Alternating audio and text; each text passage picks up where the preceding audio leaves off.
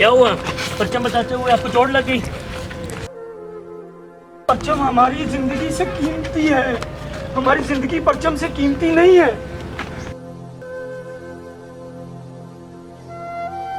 अस्सलाम वालेकुम। वालेकुम सलाम साहब। क्या हाल है झंडे वाले भाई? ठीक ठाक साहब जी। किस तरह है ये झंडा? साहब जी ये 50 रुपए का है। ठीक है। और नीचे जो झंडियाँ मेरे पास पड़ी हुई हैं, हमने ये बड़ा झंडा लेना है। बड़ा लेना है? ये कितने का यार ये वाला बड़ा? 750 रुपए का साहब जी।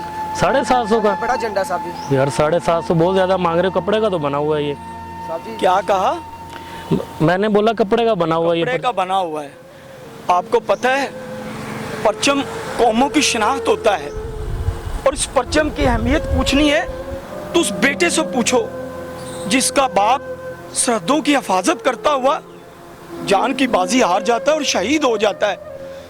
जब उसकी मैयत इस परचम में लपेट के घर भेजते हैं, उस बेटे से पूछो, उस शहीद के बाप से पूछो इसकी अहमियत क्या है। जा यार की दर्ज देन लग पिया, मैनू अपना कारोबार करन दे। ठीक है जी, ले लेते हैं हम। मैंने क्या देना है जी साहब जी। ठीक है, दे दो यार।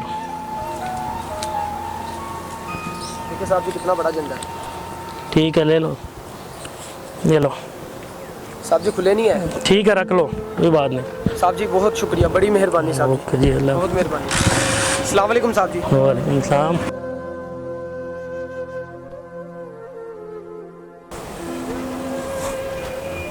परचम कहते हैं कपड़े का बना हुआ है।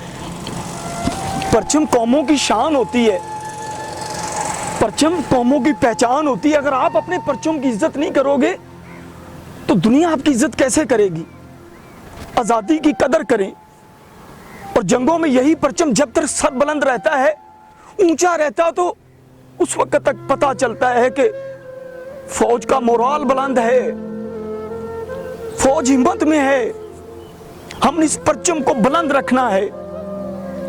हमने हाथ कटते हुए देखे लेकिन परचम को सरनगू नहीं होने दिया।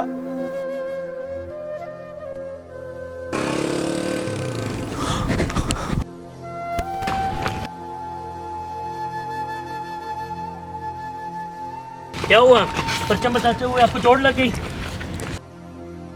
परचम हमारी जिंदगी से कीमती है, हमारी जिंदगी परचम से कीमती नहीं है।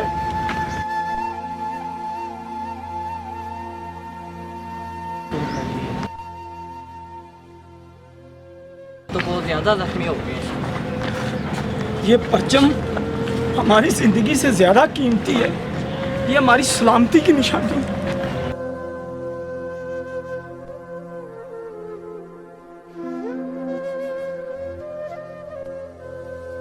चलिए अंकल पानी पिए।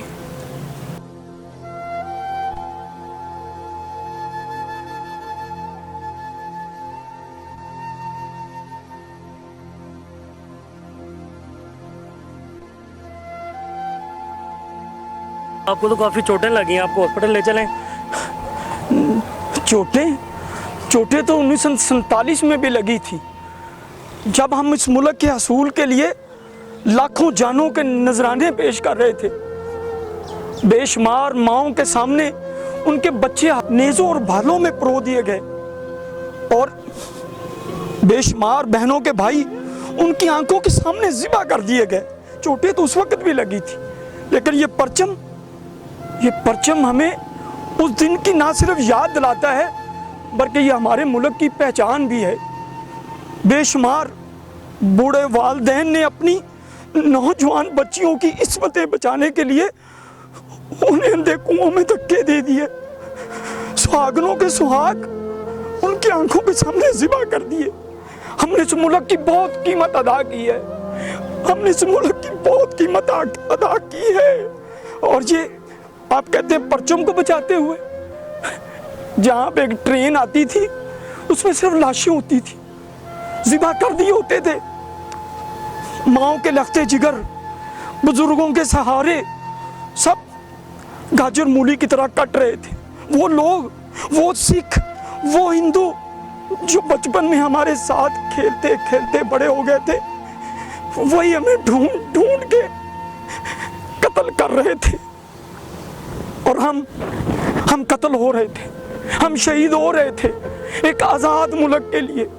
एक आज़ाद वतन के लिए, उस वतन के लिए कि जिसमें महमूद व अयाज ने एक हिसाब में खड़े हो जाना था, जिसका मकसद ला इलाहा इल्लल्लाह मुहम्मदुर रसूलुल्लाह सल्लल्लाहु अलैहि वसल्लम था। हमने वो जुल्म सहा और इस परचम को हमने हासिल कर लिया।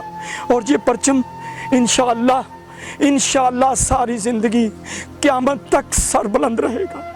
और रही ऐसी चोटें, ये कुछ भी नहीं है, ये कुछ भी नहीं है। बस अपने वतन का ख्याल करो। हम इस कश्ती को बड़ी मुश्किल से भंवर से निकाल के लाए। 14 अगस्त हमने किस तरह मनाई? किसी को पता है 14 अगस्त क्या है? कि उसकी गहराई में क्या किया हमारे बच्चों ने? आप भी साथी थे, मैं भी साथी था। मुंह इनके रंग दिए, झंडी, वो पता नहीं क्या क्या हमने इनको ले दिया। हमारे बच्चों ने हजरत वो गाड़ियों के सलेंसर निकाल के सारा दिन लोगों के कान खाए ना। क्या ये आज़ादी है? जब हम इंडिया से पाकिस्तान मुहाजिर होके आए थे ना, तो हमारी गुर्बत का ये आलम था कि सारा बचपन कभी मैंने शलवार नहीं पहनी थी। माँ कमीज इतनी लंबी सिलवा के देती थी कि हम शलवार का काम भी कमीज से लिया करते थे। ये था हजरत 14 अगस्त। उनकी रूहें भी कब्रों में तड़पती होगी जिन्होंने हिजरत की थी। और कभी को बाबा मिल जाए ना यहाँ बैठा, उसको कहना यार बताओ 14 अगस्त को हुआ क्या क्या था।